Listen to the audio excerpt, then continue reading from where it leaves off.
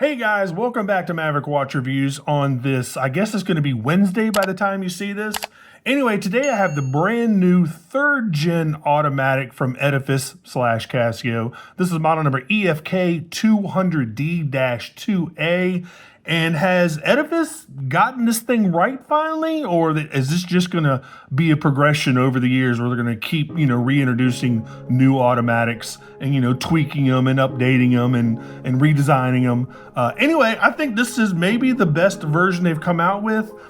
These things have only been out for about a year and a half and they're already on version 3. So anyway, guys, let's check it out.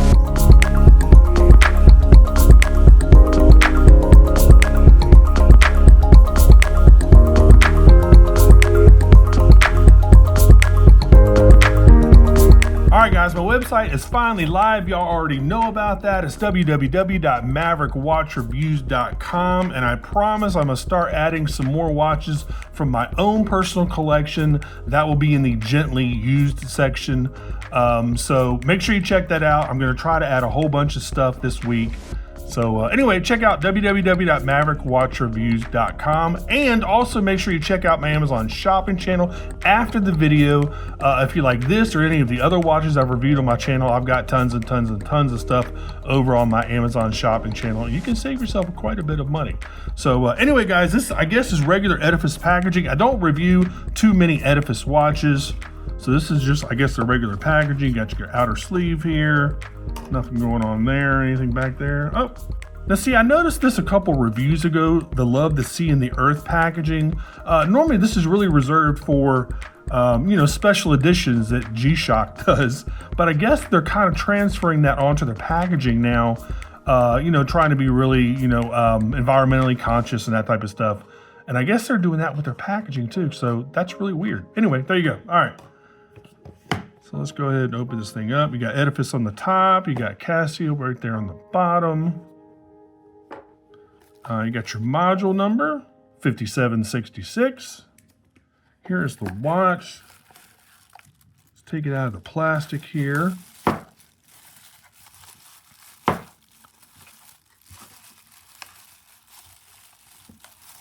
we go. Here it is out of the bag. It's a good looking watch for sure, man. It really is. There's your first kind of look at it. There's the electroformed dial. Really good looking watch. All right, let me show you the tag real quick here. EFK200D-2A. Does it show a price on here? Yep, $330. And these come in a couple different flavors, depending on, kind of how much you want to spend and what you want the watch to look like. But man, it is a really good looking watch. I like that dial. I really do like that dial. So as usual, I'll put all the specs you need to know down there in the description field. I'll give you a couple of them. The main ones are, this is the 38mm stainless steel case. It's 11.9 millimeters thick, and it's 43.6 millimeters lug to lug. It's a good looking watch. I think it's a nice new iteration of this automatic. Here is your buckle. Not really your buckle, I guess your clasp. It is milled, which is nice. Looks like you only have 2 micro adjusts, which is kind of a meh. I wish they would, provide some more micro adjusts, but it is what it is. It looks like the sides of the links are highly polished. The tops are like an H link, and they're kind of rounded. I don't know if you're picking that up here, but they're kind of rounded. And they're brushed as well. The sides are polished, the tops are brushed.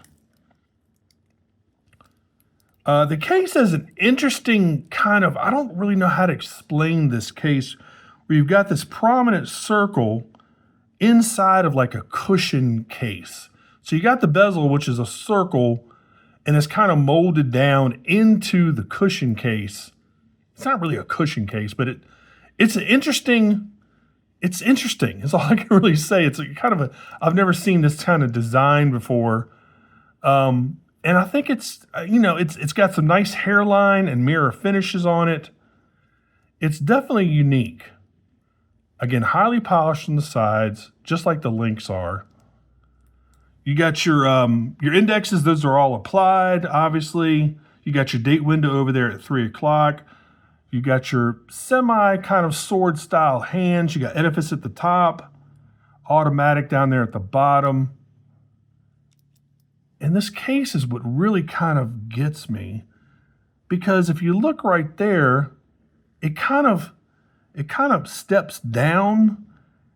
It almost has like an octagonal thing going on. It's really hard to explain. Then with all the different hairline finishes and mirror finishes on here, it's pretty blingy overall. But I like it. I don't know how to explain it other than I like it. But it's definitely different. Here's the back of the watch. Of course, you got a skeletonized Caseback. There's your movement. And this is even a tad smaller than the second gen was. The second gen was 39 millimeters. This is 38 millimeters. The first gen used a bi-directional Seiko NH35A. And this is the unidirectional Citizen Miyota 8215. And that saves you a little bit of space. This one actually brings a little bit more power reserve at 42 hours instead of the Seiko in the first gen. That's the NH35A's 41 hours. So they're using this nice new Citizen Miyota movement to save some space, give you a tiny bit more power reserve. And I think it's a good change. I really do. And again, this comes in tons of different colors. It's about 153 grams. Obviously uses Casio's Neobrite. Actually, I don't know if it does or not. Yeah, it does. It's got a little tiny bit right there on the handset. But I don't think there's any on the markers. I'll have to check that out here in just a second. But I like it, man. I mean, if you've got the first gen one of these, do you really need to get this one? Maybe not. But, you know, I mean, I like it. There's your crown. You got an octagonal crown. This is just a push-pull.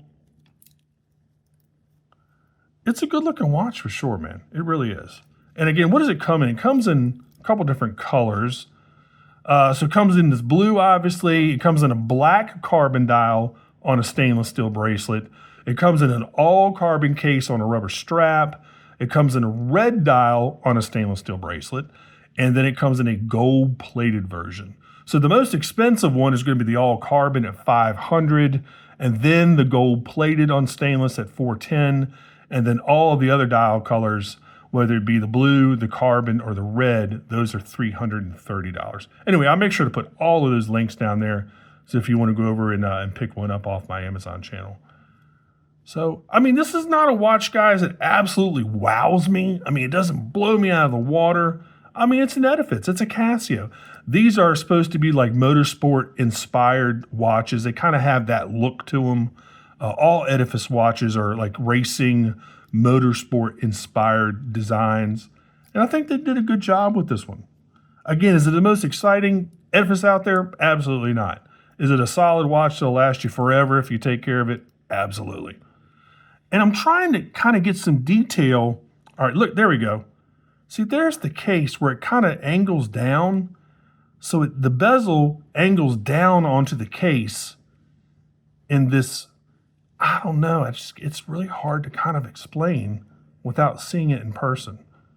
But anyway, I mean, I like it. The rest of the dial is nice. I like that date window where it's clearly defined. The automatic text is really small. The Edifice and Casio logos are relatively small. I love the baton style indexes that are applied, obviously. It's a good looking watch. I mean, and then when you see this dial in person, that electroform dial is really stunning. It is really, really nice. All right, let's go ahead and try this thing on. And good grief, it is really big on me. I would definitely have to size this thing. God, look how much extra space is in there. Good grief. All right, so there you go. Looks good, but it's way too big as it is. I would definitely have to take out a couple links to size this thing correctly. All right, let's go ahead and give you a Lume shot. Don't expect much of the Lume. What Lume do they use? I forgot what Lume. Yeah, Neobrite. That's right. That is Casio's proprietary Lume. It's called Neobrite. All right, let's go ahead and zap this thing real quick. You can see it already glowing a little bit. Yeah, no No lume on the indexes, just on the hands. There you go. It's more than enough though. Oh yeah, that's doing great. Nice lume. And guys, I'm sorry, I feel kind of wishy-washy about this watch. And it's not the case. I definitely do like it. But is it worth buying it if you already have the first gen?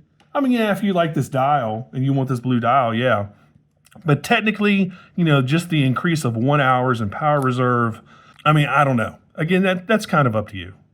But I'm sure they're going to sell very well. They're good looking. I mean, it's a Casio. It's an Edifice. It's going to be a great watch. All right. So I guess that's really about it, guys. So again, I'll make sure to put all the links down in the description field if you want to go over to my Amazon channel and pick one of these up. And guys, that's really been about it for this one. As always, make sure you like and subscribe. Make sure you click that notification bell. And thanks so much for watching, and I will see you on the next review. Talk to y'all later. Take care. Bye-bye.